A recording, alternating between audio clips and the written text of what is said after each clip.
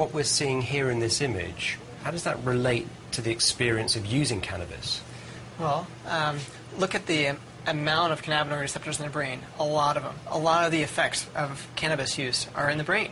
Euphoria, as an anxiolytic, it dissolves your anxiety, or it can even cause your anxiety. So cannabis abusers or cannabis users talk about having this high, the euphoria, that's probably from some of the deep structures in the brain. Scientists are now experimenting to see which parts of the pot plant, including its cannabinoids and other biological compounds, might be the most effective against a variety of diseases, including diabetes and cancer. Despite all the difficulties, there's a group of doctors in the U.S. and abroad who have been advancing the research on the medical use of cannabis with highly impressive and sometimes revolutionary discoveries. In a scholarly cancer review article published in 2009, there were over 421 chemical compounds identified in the cannabis plant. And within this group of natural substances, there are many chemicals that have significant anti-tumor properties at low enough doses to where they would be effective cancer treatments. That's an important part of this. It's one thing to be able to kill a cancer cell, but could you really survive such a treatment?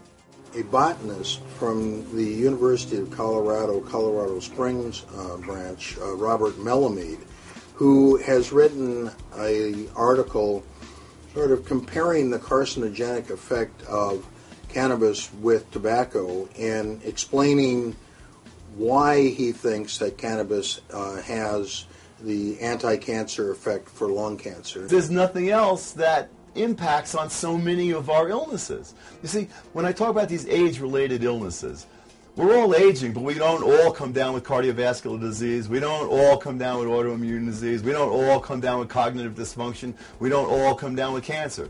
But the chances are we're going to come down with one of them. All right? And here we have this one drug that's able to help us holistically with our biochemistry to restore balance. You know, cannabinoids kill cancer cells in many cases. People are not aware of that. They think cancer, cannabis, anti-nausea. It's way beyond that. There are also studies taking a look at other organ systems that have found that marijuana seeks out the cancerous cells and preferentially kills them over the healthy cells. There's a wealth of laboratory evidence that these anti-tumor properties kill cancer cells in a variety of ways. There are multiple mechanisms of action identified by which cannabis kills cancer cells. And they're divided into various categories. And among these are anti-proliferative effects. Normally, that's one of the hallmarks of a cancer cell, is that it just keeps reproducing. So if you stop the reproduction, that's an anti-proliferative effect. There are anti-angiogenesis effects, and this means that the cannabinoids will stop the tumor from being able to elaborate or grow new blood vessels to support the growth of the tumor. There are anti-metastatic effects, and that is simple enough to mean that the cannabinoids block the ability of the cancer cells to spread into other tissues. And there's another effect that has a wild name, apoptotic effect. Apoptosis refers to the ability of cannabinoids to speed the death of the abnormal cells. And that's something that is especially important in cancer because you're able to hasten the death of the cell without disturbing the normal cells around it. Seth Research Laboratories in California have recently demonstrated that in some tumors, cancer cells are killed by marijuana, while the other healthy cells are left untouched. Cells that stop moving and become still white dots are dead cancer cells. The ability of cannabinoids to kill bad cells while protecting healthy ones is particularly important when we're talking about brain cancer because of the so-called blood-brain barrier. The brain has to be sheltered from outside influences that might hitch a ride on the bloodstream and cause havoc. What is exciting and unique about cannabinoids is that they can pass through the blood-brain barrier because of their slippery, fat-loving nature. Cannabinoids get right into the brain's cancer cells by moving easily through the cell's membranes, which are also composed of lipids. The evidence is piling up in mice-infested labs that the endocannabinoid system, when stimulated by cannabinoids, has an anti-tumor effect and can instruct cancer cells to commit suicide. This was done by Manuel Guzman's group within the past less than 10 years, and what they showed there was that originally that THC, when injected into a brain tumor in mice and rats, a significant number of those animals the tumor would regress and disappear, so that you actually had survival of rats that would otherwise die.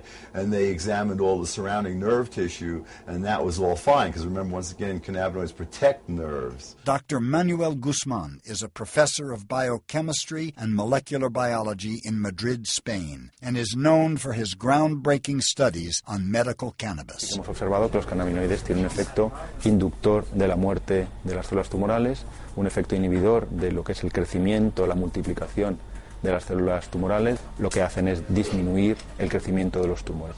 If cannabis might be the miracle cancer cure that everybody's been searching for, then why don't doctors everywhere know about it? People have a hard time believing that cannabis can have all of these fantastic effects that are described. But what we're doing is we're just stimulating a natural system that's already there. This has been developing for hundreds of millions of years. The invertebrates, the sea squirts, the hydra, there are primitive endocannabinoid systems in those organisms dating back 600-700 million years ago. The cannabis plant came along maybe 50 or 60 million years ago. Why aren't billions in funds being directed toward cannabinoid research by the organizations that raise money for cancer therapies? We're talking about medical research that, it's really a double-edged sword. On the one hand, I'm thrilled that there's really more research taking place now really than any time in history when it comes to the therapeutic use of cannabis, and specifically the cannabinoids, the components in cannabis. Unfortunately, a lot of that research is still relegated to taking place overseas.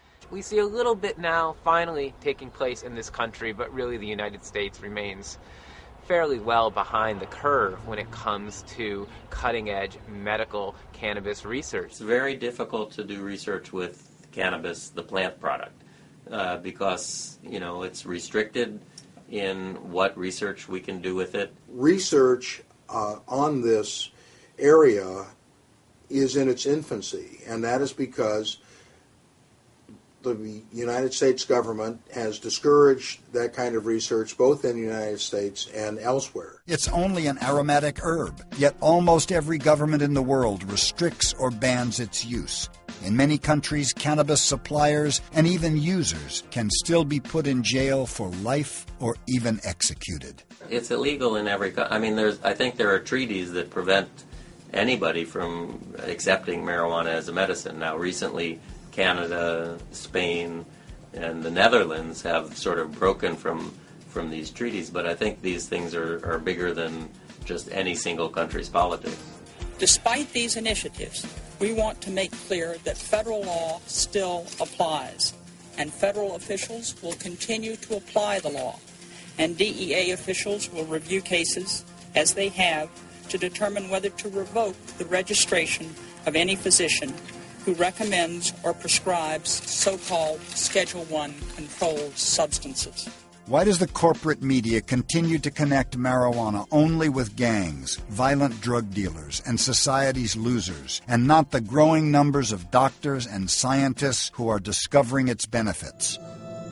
It is true that for those who use it regularly, pot can change your way of thinking, and it can make people question why they should continue to do things that aren't making them happy.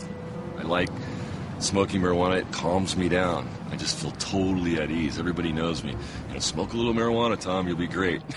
Everything's going to be fine, Corporate world made me stressed. Extremely stressed.